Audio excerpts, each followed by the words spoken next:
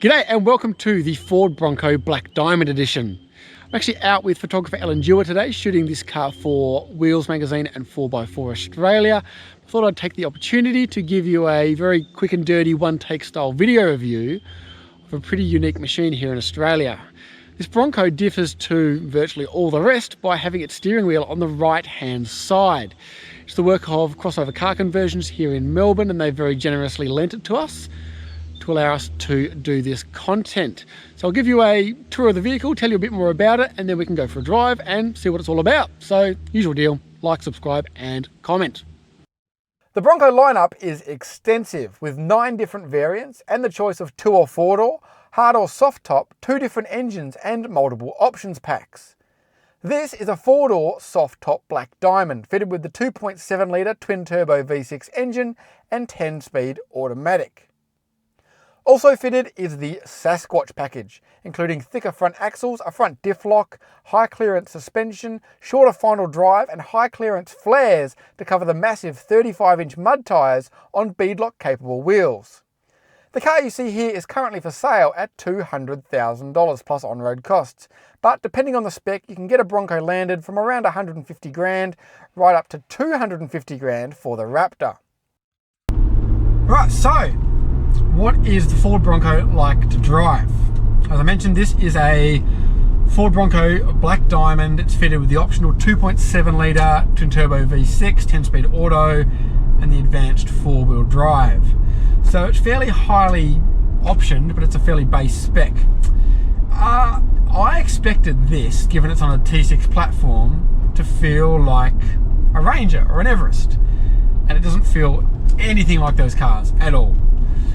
It's not just the engine. The engine is kind of cool. You could really see, I think, this 2.7, thirsty as it is, working in a Ranger or an Everest if it was offered. It's got plenty of grunt, no issues there. Doesn't really sound anything too flash, but it's fine. Yeah, plenty of grunt, a little bit thirsty, but certainly gives this Bronco reasonable performance.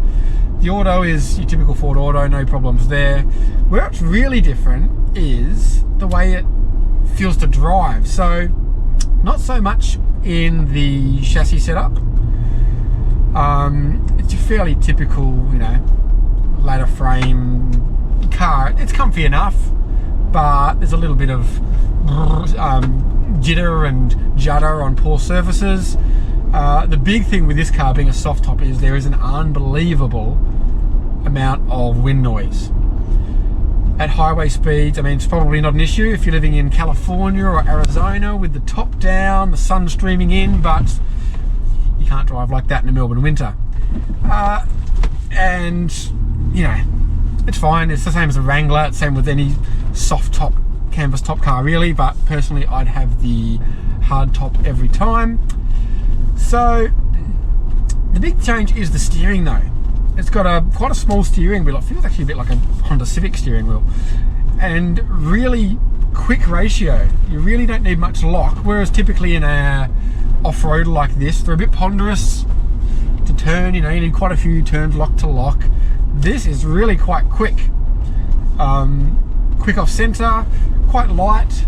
It's more steering you'd find in maybe not a sports car, but like a sports sedan. Maybe kind of reminds me of like an Infiniti Q50, something like that. It really took me by surprise driving this thing, how different it felt to the T6 products we're more familiar with. The other thing about the Bronco, which perhaps took me by surprise, having absolutely zero knowledge of it or zero exposure to it, is the interior. Again, this is quite a basic, or should I say rugged spec. I think the Black Diamond is suited or aimed at those people who do go pretty hardcore off-roading, because we've got like vinyl floor mats, we've got vinyl seats, we've got hose out interior as we go through some puddles again. This is kind of like almost your old school Defender, where you can sink it up to its door handles in water or mud, hose it out, off you go again. But I sort of expected the Bronco to again maybe be more like an Everest, or the new Defender, which has got a semi-rugged but got a more luxurious feel, and I think you can get that in the Wild Track, where you've got, you know, heated leather seats, stuff like that.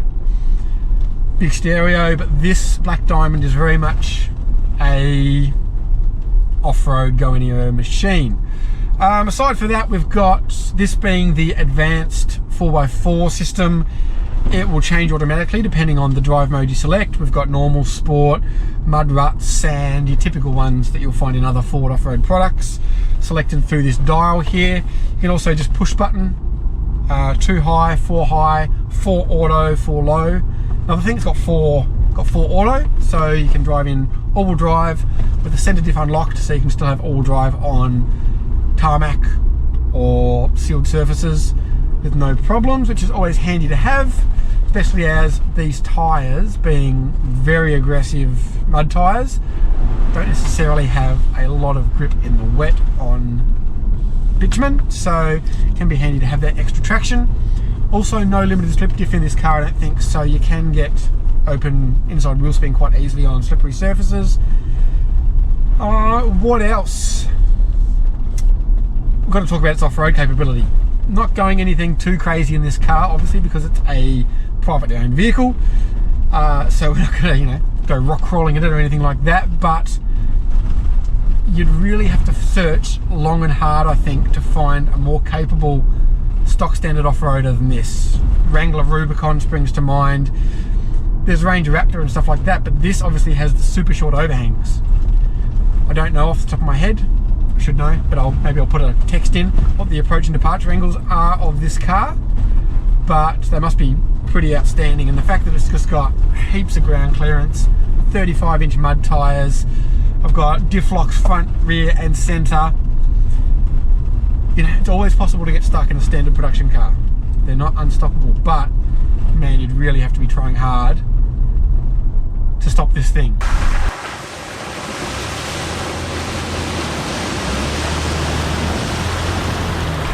So the Bronco, in terms of off-road hardware, is about as serious as you'll get, but it's also got some clever tricks. It's got trail turn, so you press the button, it brakes the inside wheel to drag the nose around, really reduces the turning circle. Sounds a bit gimmicky, but it actually works really well. It's actually also got what's called trail one pedal drive. Now this basically turns it into an electric car. There's 2 modes to this, okay? There's the off-road cruise control. I can just press set, even at 5 k's an hour, as I come down this extremely steep hill, and it will just hold the speed at 6 k's an hour. Other cars have this. It's not anything too out of the ordinary, but it is a handy feature, and Ford's system works really, really well. That is a really steep hill, and it's holding it at 5 k's an hour, 6 k's an hour, no problems whatsoever. But Ford's trail control also has this thing called trail one pedal drive, which, like I said, turns the Bronco almost into an EV. So if you lift off the throttle, it will brake itself to a stop, which is actually pretty handy. So the car won't move until you want it to. So at the moment, I'm driving on light throttle, car feels totally normal. But if something happens, or I need to suddenly stop, no brakes, car comes to a stop. Neat little bit of software that just tries to make life a little bit easier off-road. It's the hardware that really makes this car though. For most production 4-wheel drives, this is a very challenging section, especially in the wet. But the Bronco absolutely shrugs it off, thanks to the triple diff locks, massive tyres and almost 300 millimeters of ground clearance.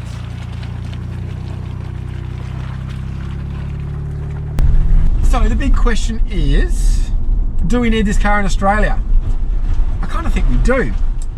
Obviously this thing is, as a one-off build, $200,000, and if you want a Bronco in Australia, this is kind of your only option, so you'll have to pay it. But if Ford could get this thing factory right-hand drive, or like the F-150 converted, at around 100 grand, I really think there would be a market for it.